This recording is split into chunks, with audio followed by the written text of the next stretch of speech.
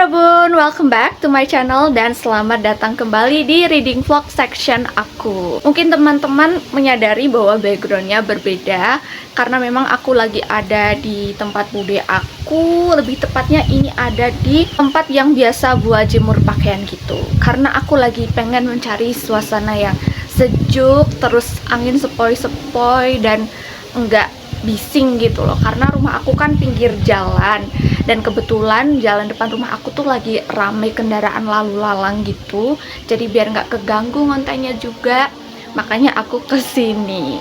But by the way, di video ini dalam rangka menunggu paket PO novel terbarunya Keigo Higashino itu sampai, aku akan bikin reading vlog membaca ini, Angsa dan Kelelawar. Jadi untuk novel terbarunya Keigo Sensei yang berjudul A Midsummer's Equation itu akan terbit tanggal 20 Desember dan ini udah tinggal beberapa hari aja, nggak sampai seminggu, makanya aku pengen buru-buru nyelesain Angsa dan Kelelawar ini supaya nggak ketinggalan momen gitu loh ketika buku Midsummer Equation-nya itu datang. So, buat teman-teman yang pengen lihat gimana progres baca aku membaca Angsa dan Kelelawar ini dan gimana reviewnya, please keep on watching.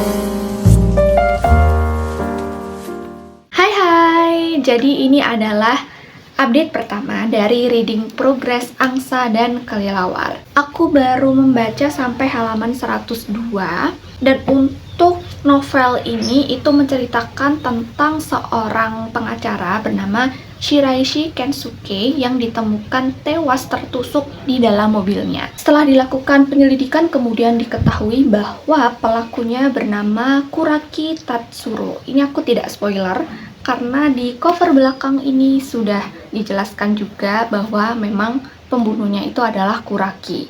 Lagi pula, seperti aku bilang tadi, aku baru baca sampai halaman 102 aja. Ini perjalanan ceritanya itu masih panjang ya, masih ada 400 halaman lebih. Jadi tenang aja, ini nggak spoiler sama sekali. Selain itu masih ada pertanyaan besar yang baru aja muncul karena Kuraki Tatsuro itu juga punya keterkaitan dengan kasus pembunuhan 30 tahun yang lalu, yang mana kasus itu melibatkan suami dari pemilik kedai yang sering dikunjungi oleh Kuraki bernama Fukuma. Si Fukuma ini dituduh sebagai tersangka yang kemudian dijatuhi hukuman di penjara, namun akhirnya Fukuma itu memutuskan untuk mengakhiri hidupnya. So ya, di sini masih ada banyak halaman yang harus aku selesaikan karena seperti biasa novel-novel Keigo Higashino itu tidak hanya cukup sampai pelakunya itu tertangkap, karena di sini pasti motif-motifnya dikulik dengan tuntas, kemudian fakta-fakta lain yang mungkin tidak pernah terpikirkan oleh pembaca itu pasti juga akan dikupas secara mendalam. So, aku akan lanjut baca dulu, nanti kalau ada perkembangan lagi akan aku update.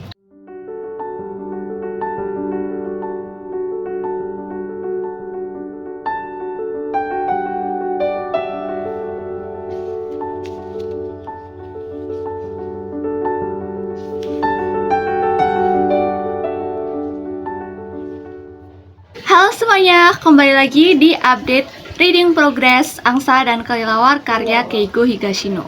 By the way, aku sudah membaca sampai halaman 416. Ya, I know ini tuh progresnya sudah sangat banyak ya.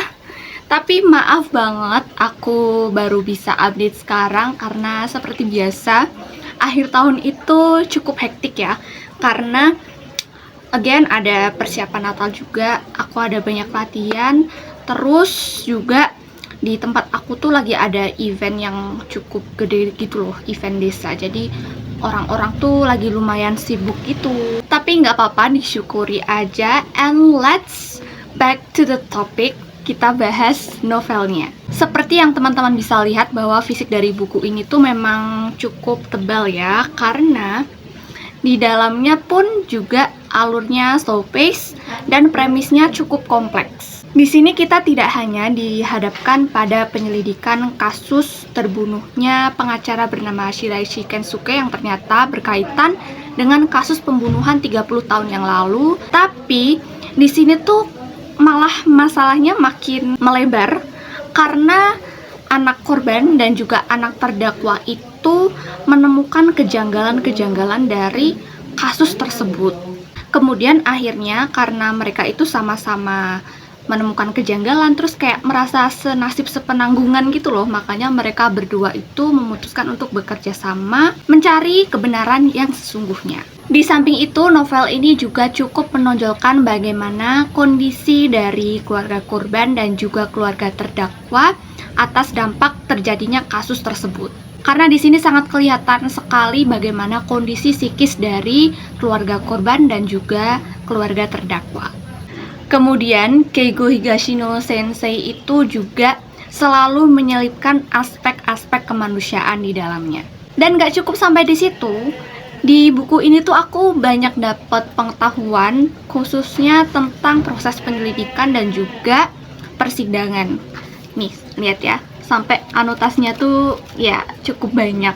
Karena memang banyak info-info penting di dalam novel ini. Terus kayaknya ya aku mencium bau-bau romance tipis-tipis gitu di dalam novel ini antara anak korban dan juga anak terdakwa, yaitu Mirei dan juga Kazuma. Tapi aku belum tahu bagaimana hal itu nanti akan bersatu dengan poin utama cerita ini, karena masih ada 200 halaman lagi atau 100-an halaman lagi yang belum aku baca, dan aku pun belum punya gambaran bagaimana cerita ini akan berakhir dan seperti apa nanti plotnya, apakah ada twist di sini. Tapi meskipun begitu, sejauh aku membaca 416 halaman, setidaknya sudah ada puzzle-puzzle yang terkumpul. So ya, aku akan lanjutin dulu baca novel ini, nanti aku update lagi.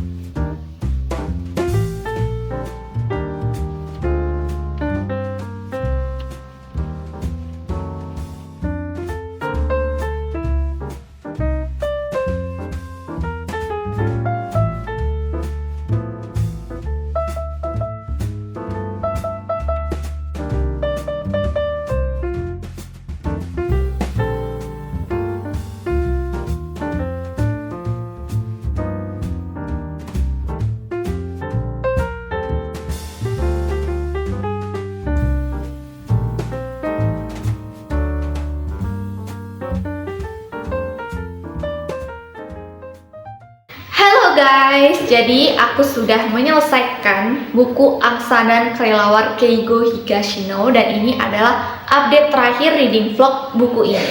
Jadi di halaman-halaman menuju ending itu ya sudah kita duga ada plot twist, dan plot twistnya itu nggak cuma satu. Kita tidak hanya dikejutkan dengan plot twist siapa pelaku sebenarnya yang di luar dugaan banget, tapi di sini tuh juga ada plot twist lain tentang keterkaitan dari tiap tokohnya gitu loh, yang menurut aku itu tuh seru banget untuk diikuti.